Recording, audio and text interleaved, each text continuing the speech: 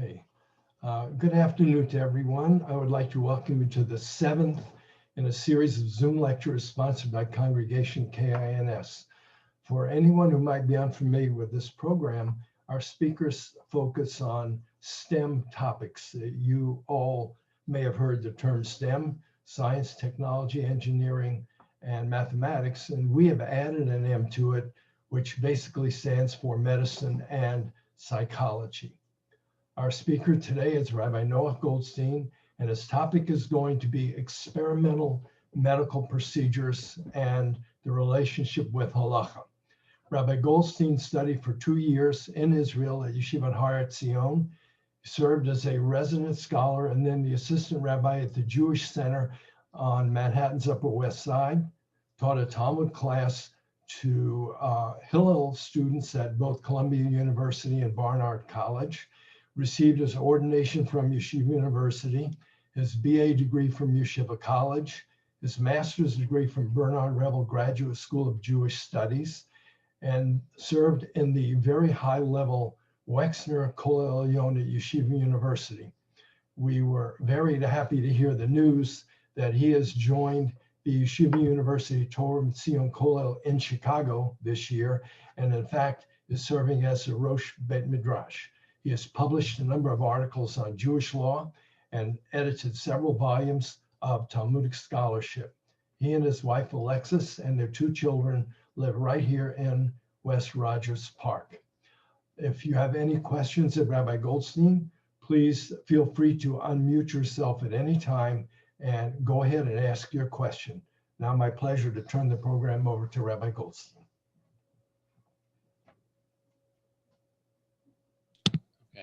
Thanks everyone for joining, and thanks Dr. Karish for inviting me to participate, even after you found out that I majored in college in English and history.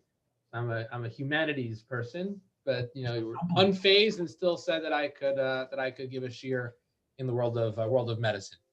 I'll share the screen in a second with the source sheet.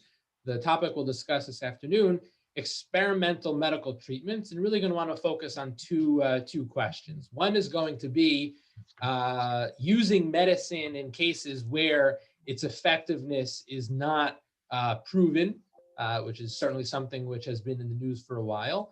And then the second part of the shiur will address the question of participating in trials for vaccines. The vaccine that people are trying to develop, right? Scientists are working on things. Can someone participate in such a trial where it is not known if it's going to be beneficial or harmful, and certainly take on risks by participating in such a trial? Is that acceptable or is that unacceptable? Those are the 2 topics that we'll look at. Just a disclaimer before I begin, and then I should also remember to record myself. I have to give thanks to a friend of mine, Rabbi Kalman Laufer, who teaches medical halacha in Yeshiva University, who was very generous in sharing some of his sources with me. And I also got some sources for the shiur this afternoon from an article by Rabbi Howard Jachter, who teaches and is a rabbi in my hometown of Teaneck. Okay, let's turn on the recorder.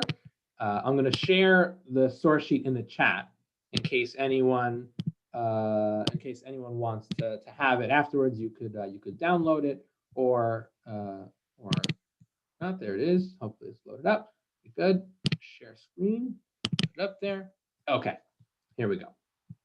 So the opening piece for the topic is a Mishna in Maseches Yuma. The Mishnah tells us that someone's fasting on Yom Kippur. So we know that danger to life supersedes the obligation to fast. If the doctors tell someone that they have to eat on Yom Kippur, they have to eat. So in that context, the Mishnah in Yoma talks about other cases where someone normally would be forbidden from eating, but danger to life and limb overcome that prohibition. So the Mishnah says someone who has bulmus, a certain disease which is brought on by hunger, so they can be fed things which are non-kosher food. Right? If someone is in immediate danger because they're starving, so if the only food available is something which is not kosher, right? We know pikuach nefesh overcomes everything. Then the Mishnah has a very interesting case. The Mishnah says, source number one, follow my cursor, mi shenishacho chalev shota. If someone was bitten by a crazed dog, so now he's in danger, ein ma'achilin oso mechatzar kaved shalo. We will not feed the victim of the dog bite from the liver of the dog. What's going on here? So first of all, why is the person in danger? What's the risk here? So we know the Mishnah is addressing rabies, right? Wild dogs, which often they've gone crazy because they have rabies. In fact, the Gemara, when it discusses this Mishnah, gives a perfect description of the symptoms of the rabid dog. So if someone's been bitten by a rabid dog, Chas v'shalom, especially before the invention of the vaccine over 100 years ago, is in terrible danger. So the Mishnah says, don't feed them from the liver of the dog. And there's a Tana Rabbi Masi ben Charash who allows it. So what's going on? Why would you or would you not eat from the liver of the dog? Right? We've not heard of this as a treatment for rabies. So Gemara explains that this was a treatment which was used for rabies. And to put it mildly, it was not clear if this was an effective medication or not, right? Was eating from the dog's liver an effective cure or not? Mishnah says, we don't allow you to eat it. It's treif, obviously, right? The dog is not kosher. You can't eat from the dog's liver because this is not documented as an effective medical treatment. In fact, the Talmud Yerushalmi says that Rabbi Yehuda Hanasi once had a servant who Nebuch was bitten by a rabid dog, and no option. So he's a non-Jewish servant. Rabbi Yehuda Hanasi gives him from the liver, and the Yerushalmi says it didn't help. Right, the servant died anyway. Now, I put this in here because it's just cool. If you Google this, so the website strangehistory.net tells you this fascinating story from the 1860s. It's a tragic story of the English in the 1800s who are amazed that there was this folk treatment in 19th century England to feed the dog liver to the victim of a rabies of a rabid dog. So this is like a treatment which was not just around at the time of the Mishnah, but you have it here in 1860s England as well. And as the Mishnah assumes, right, it did not work out. Despite the victim of the bite being fed from the liver, doesn't work. Okay, but I found, poking around on Google a little bit more, an article in the New Indian Express from 2018. Bitten by a rabid dog, student made it to eat its liver to get cured. Right. So even ad hayom hazeh in India, you have people who are still prescribing the old dog's liver treatment for rabies. Right. So Baruch Hashem, Louis Pasteur developed a vaccine. But this is a treatment that was out there. Its effectiveness unproven, but still sticking around. And the key point from the Mishnah is that this unproven medical treatment will not supersede the prohibition of kashrus. Right? The dog's liver is not kosher, so therefore it can't be eaten. The Rishonim address what exactly are the parameters here. When will we or when will we not say that prescribed medical treatment is sufficiently documented as effective to allow violating halacha? Right. So for the Mishnah had said in the beginning, the Mishnah in Yoma had said that if someone had that bulmus disease, they can be fed non-kosher food because everyone knows that that non-kosher food will help cure this illness. So where do we draw the line between 100% confidence we know that this will save a life, and the other side, the dog's liver rabies treatment, right? That they're still shelling out in Jaipur, right, in the city in India. So you have a couple of different descriptions in the Rishonim. And it's interesting, the differences between them. Ultimately, they're all going to get to the same place. The Meiri, source number 4 right here. So the Meiri says, I'll tell you the difference. Is it a medicine which is coming from the Hamon? Is it something which, the people do? Nahagu hahamon bekach. What we might call folk medicine, right? The popular response. You go to, your grandmother, and they'll say, if you had a sore throat in Khust in the Ukraine, this is what they would use for it. I don't have any medical trials. I don't have any doctors. I just know that this is what we always did.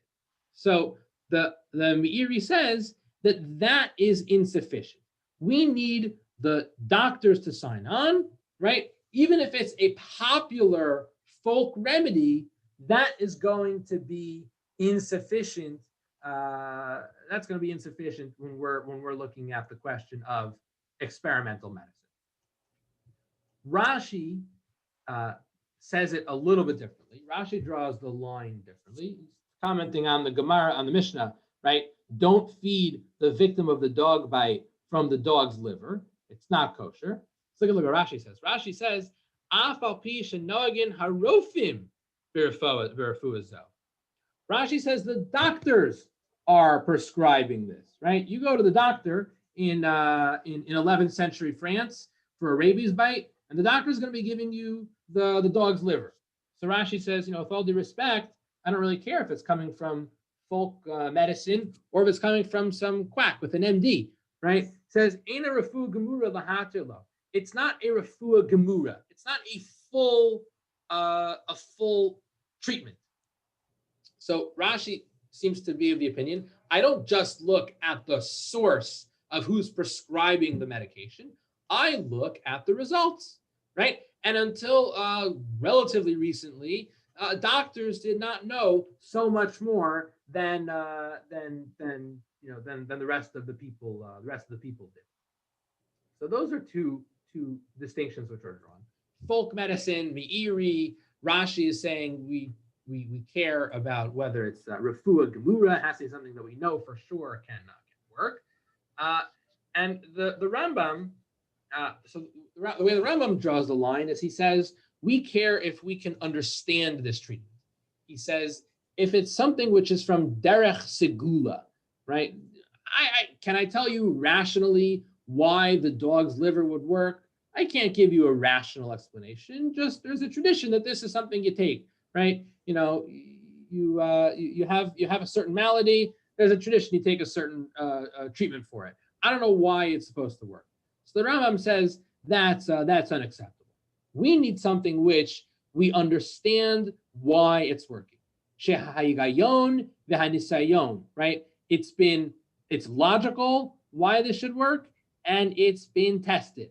It's been tested that this is going to work, right? Someone has a splitting headache, you tell them to take an Advil, and we can talk about the properties of ibuprofen, and we can also talk about the fact that everyone here has probably had a headache and took an Advil and it worked, right? So the Rambam says we have to look at whether we understand the medicine. We have to look at whether there's a documented record of success. Rashi says we have to look also refuah gemura, right? Is there a real clear track record? And we have the Meiri who's telling us about the difference between folk medicine and something which is coming from the doctors. So someone just asked in the chat, what if we have something which we know is going to work, but we don't actually know how? That's a great question. And I think that's why the Rambam had to talk about higayon and nisayon.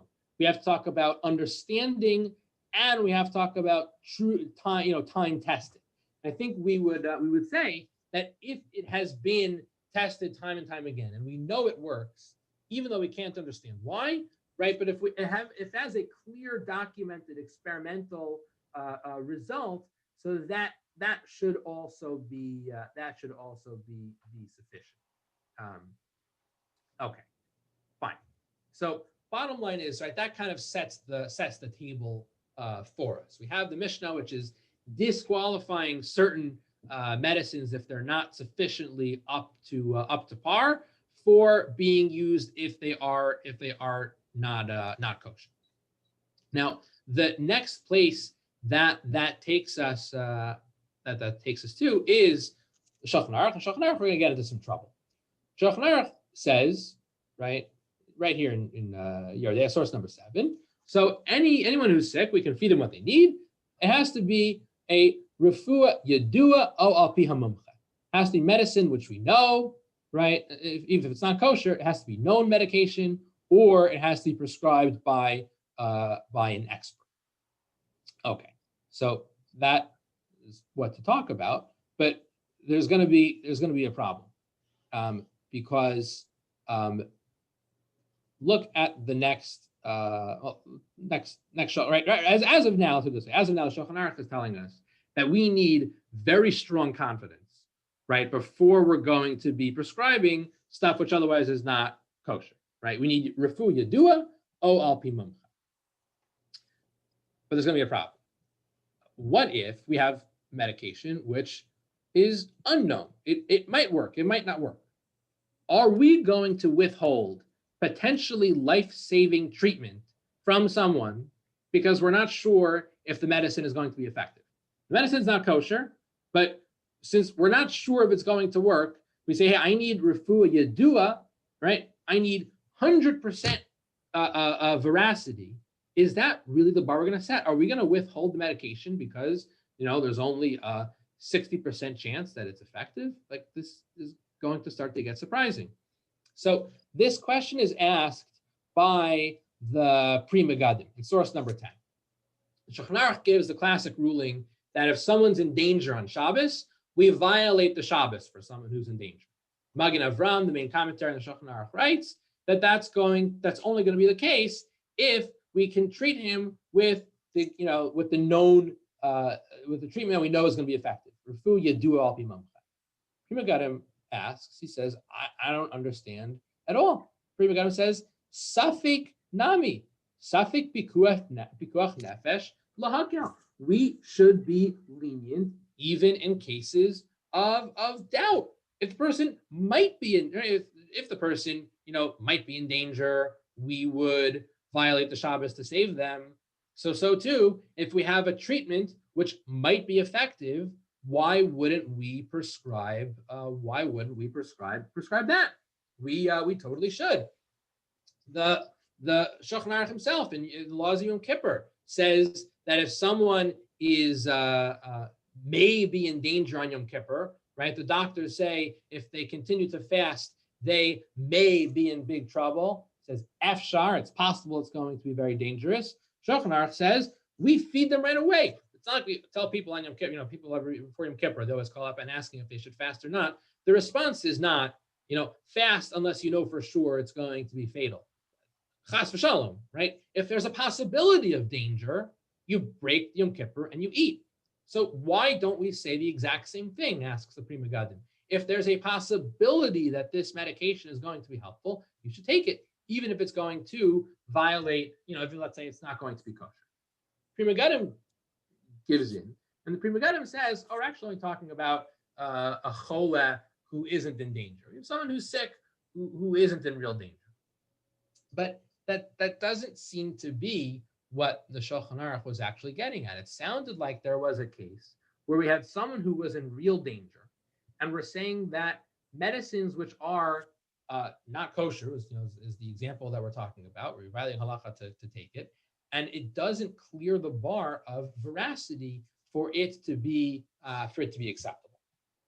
So the Shevet HaLevi, the Shalos Tshuvos Shevet HaLevi, so he takes up this question, and he introduces, I think, is a very important distinction. It's a little bit precise, right? But it's a little bit of a fine distinction, but it's an important one.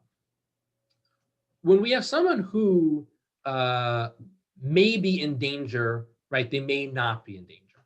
So there's a definite possibility here, right? We know the risk. Person's not eating on Yom Kippur, and that may or that may not lead to extremely dangerous consequences. In such a case, we are going to be makil because we know for a fact that there is a documented here and now possibility that it's going to lead to real danger. But he says when it comes to some of these newfangled unproven medications which are being prescribed, so we don't know if it's relevant at all, right? It's not like we have a case where the doctor can diagnose you, you have disease X, and disease X, it's fatal, certain percent of the time, and it's not fatal another percent of the time. We're talking about a medication where we don't even know if it's helpful at all for the disease. We have, some stories and anecdotes, but I can't tell you with confidence that it has even the option of helping. Can I tell you that there's a 10%, a 20%, a 30% chance of helping? I can't tell you any percent because I have no documentation. So Shevet Halevi says that is going to be the case where the experimental medicine is not going to meet the bar that we're going to set. We cannot give you a clear percentage. How often is the dog's liver going to cure rabies? I don't know. I have stories that come from somewhere deep in India where the people there are saying that we've heard rumors that this can help. But we don't have documentation that this is clearly effective sometimes. And if that is the case, then that is not enough that is not enough documentation to warrant the violation of halacha and consuming this medication. So that is right. Until now, we're not talking about whether if medication was kosher. We're just talking about what the status of experimental medication. Shevet Halevi sets the bar for us, right? If we don't know that it's relevant at all, that is going to be a key question in the modern era. And Shevet Halevi points out, right, and this is very relevant, to some of the COVID medications nowadays. He says, hey, right, sometimes whatever drugs they're throwing out says Dilma Mazika, right? We're not just giving you some herb or some organic substance. We're talking about drugs. There's a possibility of damage. So if you don't have documented cases where it's helpful and you have the possibility of damage, then that is going to lead to a much more careful and conservative approach. That's Shevet Halevi summing up what we've built up until now. Okay.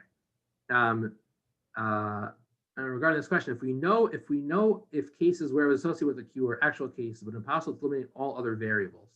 So I'm not sure what this question is. Meaning, I assume the question in the chat, someone had a disease. Their neighborhood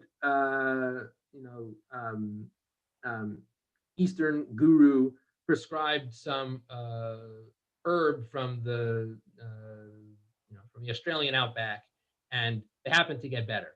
So we have no idea if it was the herb that made them get better or if it was something else, right? So I think we would say exactly. We need actual cases where we can point to the fact that the medication itself was responsible for healing. I think that's what the Shevet Halevi would say. Okay, so to move to the second part of the shir and the question of very, very interesting question. Can someone participate in a vaccine trial? Right? They want you to participate in a COVID vaccine. So participating in the trial, so there are certainly risks involved, right? Some of the trials that are going on right now have been stopped because what does a vaccine involve? It involves giving you the illness in order to try to build up immunity. So there are certainly risks involved. So let's say we're talking about someone who's on the lower end of the risk profile, right? But still, anybody who's involved in a vaccine trial is taking on risk. So would we say, look, we know that the halacha does not warrant putting yourself in danger. Nishmartem ma'od lenafsho seichem. So okay, if the company wants to do some experiments, so they'll get whoever they get. That's not your problem. That doesn't allow you to put yourself in danger because maybe Pfizer will come up with some treatment? That's unacceptable. Or will we say that for the good of society, you are allowed to join the tribe?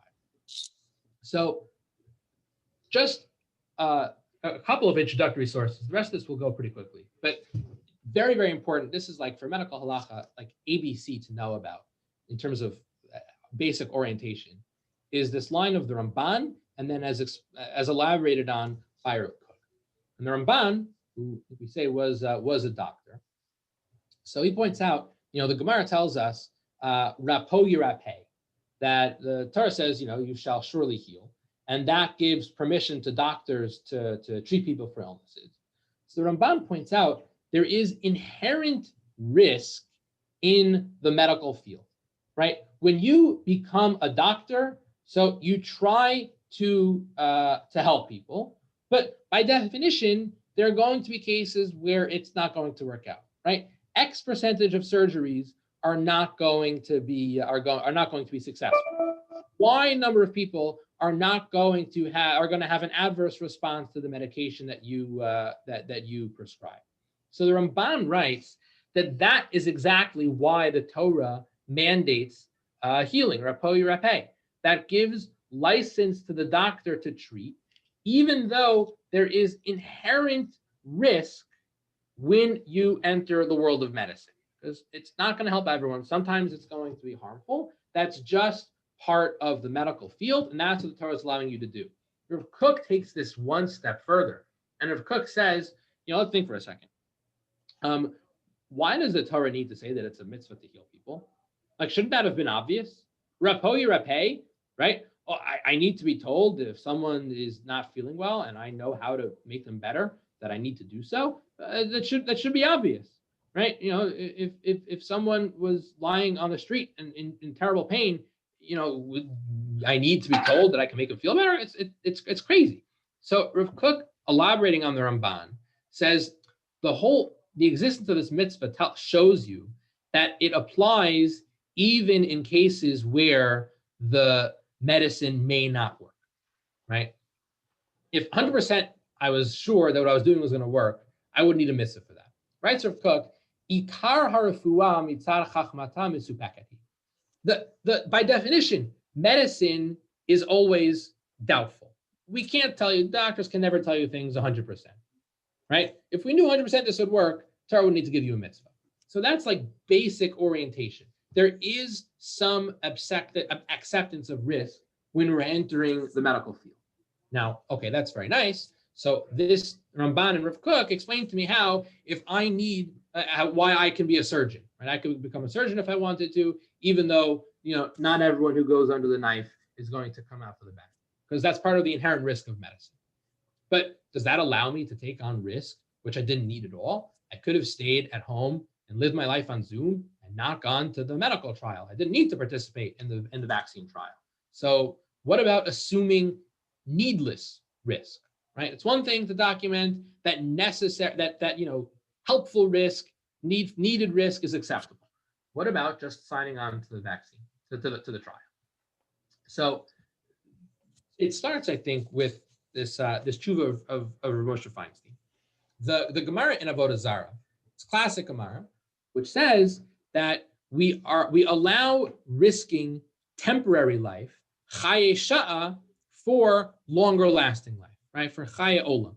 Someone can undergo a medical procedure, even though there's, let's say a 10% chance that the procedure can be fatal.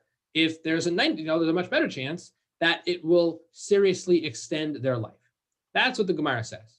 Gemara's source is something that Rav Moshe points out. It's very surprising.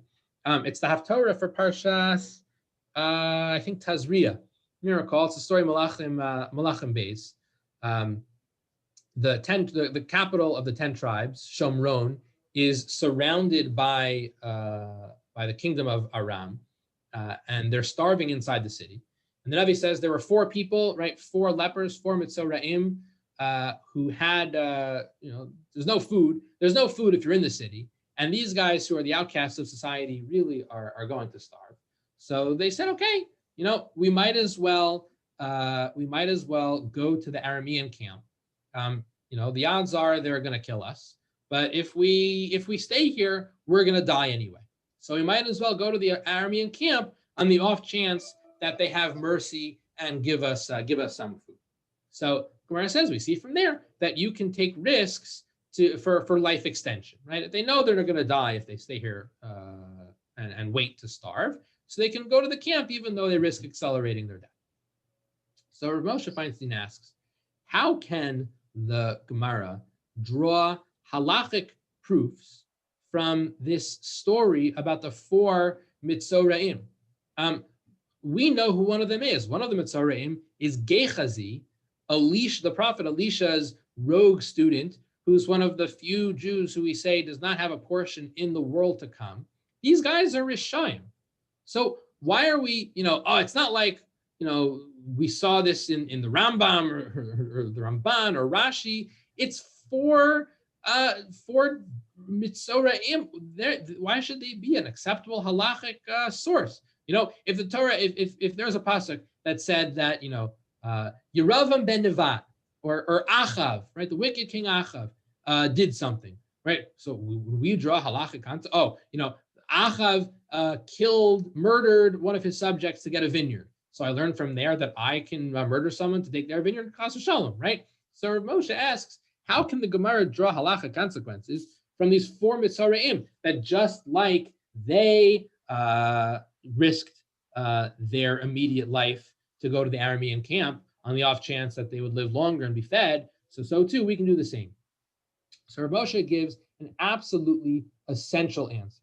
And he says, we see from this, the source of this Gemara, that ultimately, what is the governing principle? Let's read it inside the 3rd paragraph, source 16.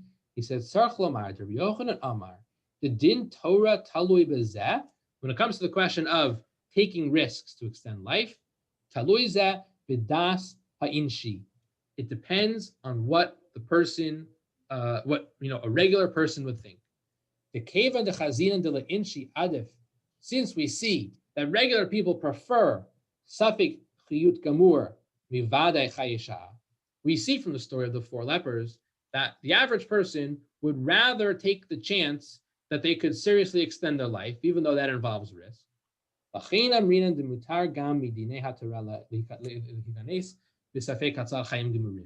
Therefore, we see that the Torah allows people to take on that risk so that they could extend life. So that is like a critical perspective. That when it comes to weighing risks, right? So step 1 is what would be what Rav Moshe calls the das inshi. What would be the normal man on the street response? Do you think that this is something reasonable to do or not?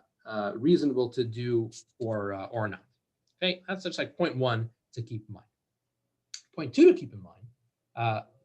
Bleich writes about this, and you can, if you download the sheet, you can look at it. It's a great idea he has, but just take my word for it for now, that there's a long tradition, basically as long as the halacha has, as long as there's been documented vaccination, the halacha has mandated vaccination, right? So we take vaccination seriously, even though vaccination involves risk, right? The act of getting vaccinated involves risk, and yet it's mandatory.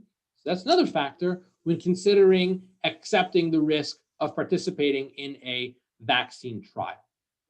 Now, finally, to close, the person who recently has addressed this question head on, and we're going to evaluate his 3 arguments, is Rav Asher Weiss in Minchas Asher. Minchas Asher is asked literally this exact question, participating in vaccine trials. He said it was mutter, and he gives 3 reasons why. We'll just probe those 3. First reason he gives is really very, very straightforward. Says, society has police. You can become a policeman, right? You can become a fireman. You can become a chayal and join Tzahal. Why is that the case, right? Because we recognize that, society needs people to do certain things, even though it involves a measure of risk. Well, society needs people to participate in vaccine trials, even though there's some measure of risk involved. So just like you could become a policeman, you could become a fireman. So too, you could join a vaccine trial. Now that might get us into discussions about what exactly is the risk profile, right? How dangerous is a profession before we say that it would be halachically prohibited. But we'll find the Rambam's brother was a high seas merchant who drowned. Right, being a merchant of the high seas was a very dangerous activity, and yet we know of great people who did it. Right, so that's Rabbi Weiss's first point. The second point is a really interesting one, and this is what does he do? He says, I have a contradiction in the Shulchan Aruch. The Shulchan Aruch says, and this is so funny to me because like a couple of years ago, I gave a whole shiur on vaccines when the whole measles epidemic was happening in New York. So at the time, everyone was quoting the Ramah, who says when there is an epidemic, so you have to run away, right? You flee from the city when there's an epidemic. And as the Ramah himself actually did historically, by the way.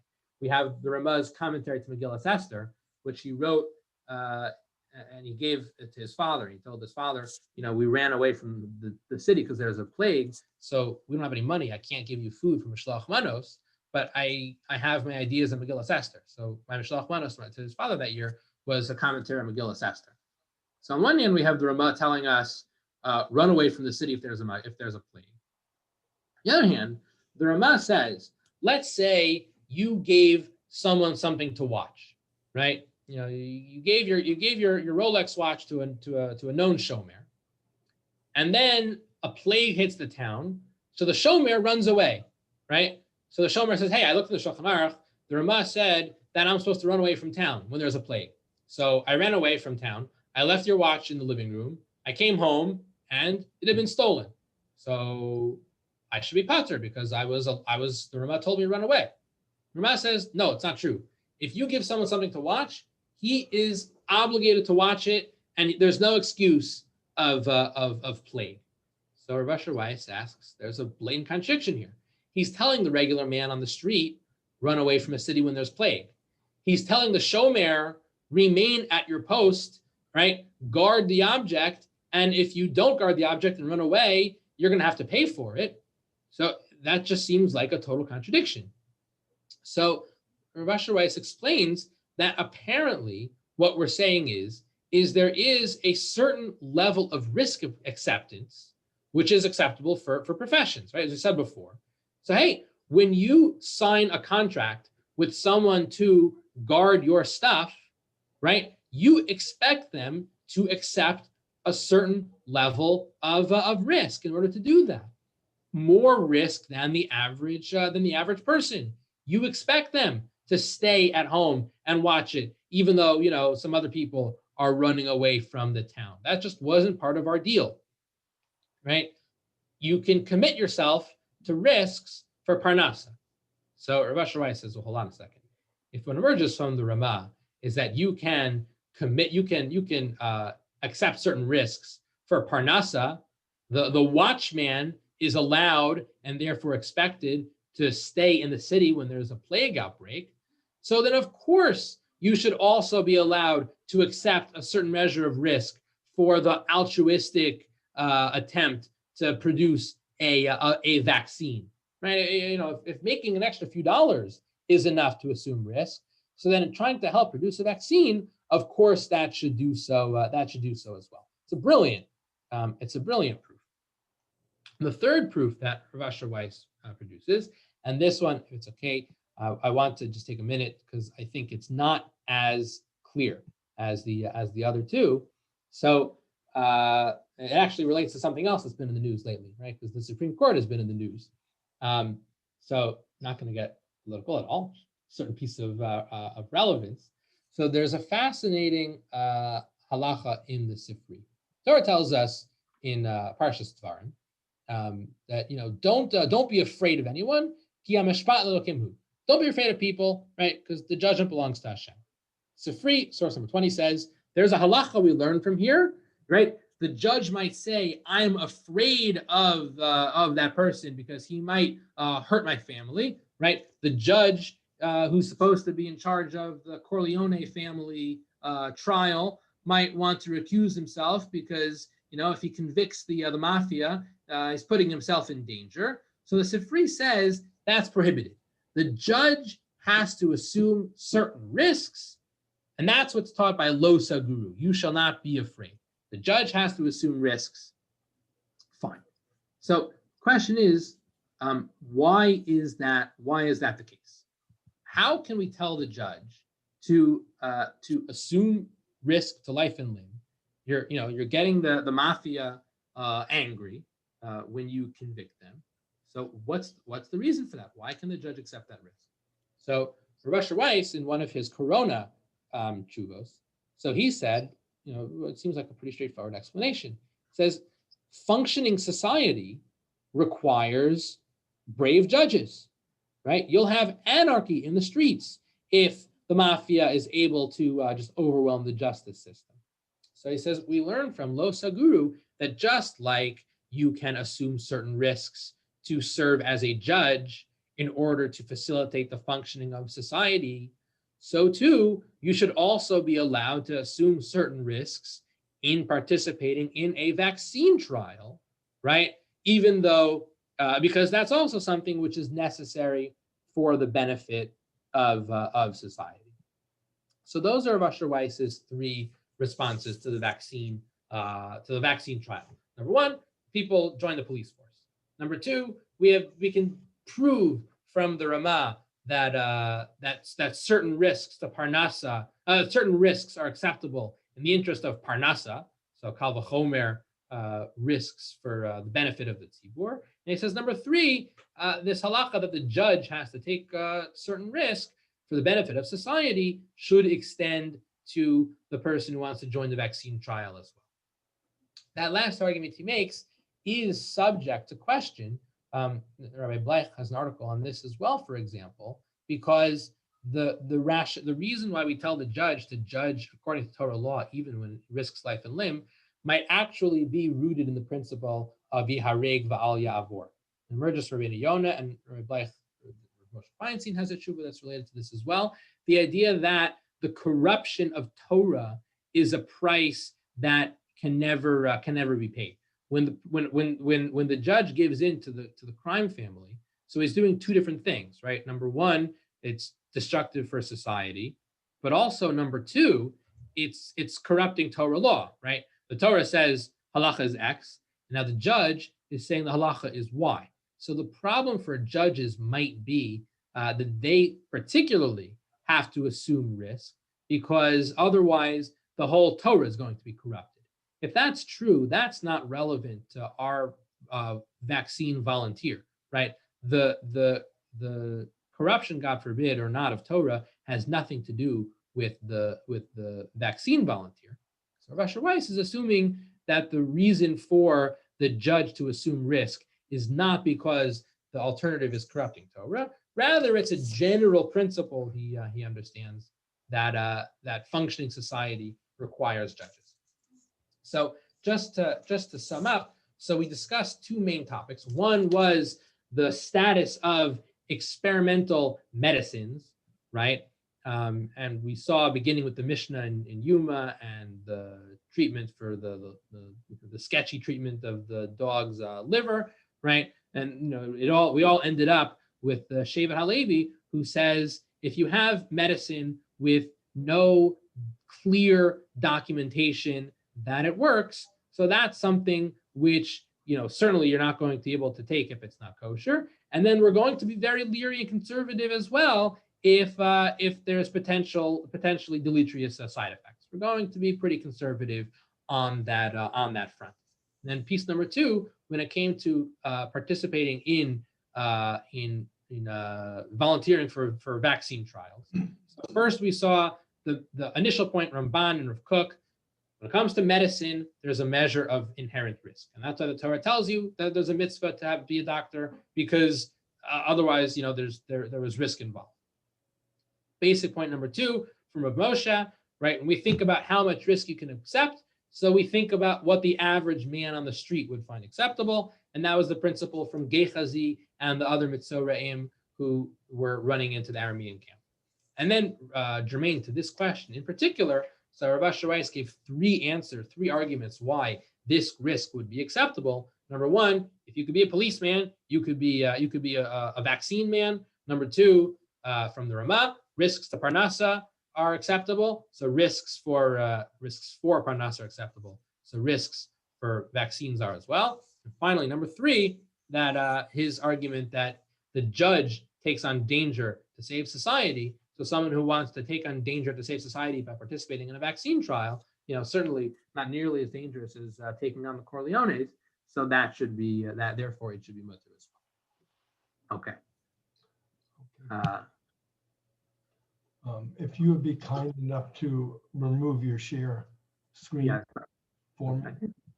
Okay. If anyone has any questions, now would be a good time to ask. Well, it seems to me in a vaccine trial, the person may only be slightly concerned with society overall or people in different countries benefiting, but expects to receive a personal benefit because we're at risk of corona constantly, now worldwide. That person expects, if it works, he or she will gain by having that protection, as well as any benefit to society in general. I'm not sure I agree.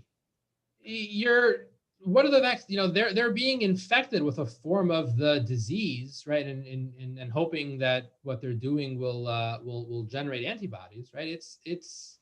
I don't think people are participating because they themselves think that this is the better option, right? And the companies are not taking any volunteers from the higher risk brackets, right? But if the volunteers were motivated by self-interest, then that would be the group that would be most likely to be participating in the trial, right? Or particularly they're only taking people from the lower risk brackets. That's what I would think. Yeah, I suppose to test if there's two stages of risk. The first is whether the vaccine directly is toxic or cancer causing or whatever before exposure to the virus. Then there's a second point of risk in when the subject does get exposed to maybe not a very active or strong dose of corona, but a very inert or very mild dose from which they expect the person to be able to recover even if the vaccine didn't work, right? Yeah, I'm not sure.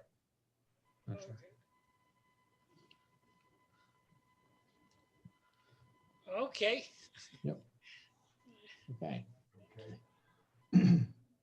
Are there any other questions? If not, then I would like to give you a very special thank you, Rabbi, for an excellent and fascinating presentation today. Hope everyone enjoyed it. And next Tuesday, October 27th at noon, not 1 p.m., but noon, will be our next Zoom meeting. And the topic will be using COVID-19 as a case study for the role of mental health in Psak Halacha. It will be presented by our very own Rabbi Yechiel Bressler, the Assistant Rabbi at Congregation KINS. And if you'll bear with me 1 second, I want to share my screen just so you can see what's coming up in the next few weeks. Rabbi Bressler is the first one listed. Dr. Jonathan Greer is a PhD chemist who's going to give a two-part series on our Torah. What is the history and how does science view the Torah? And there are a few other topics that hopefully you would find interesting. So unless anyone has any other questions, I will again say thank you to our speaker, and I will sign us all out. And hopefully we'll see you next week. Thank you.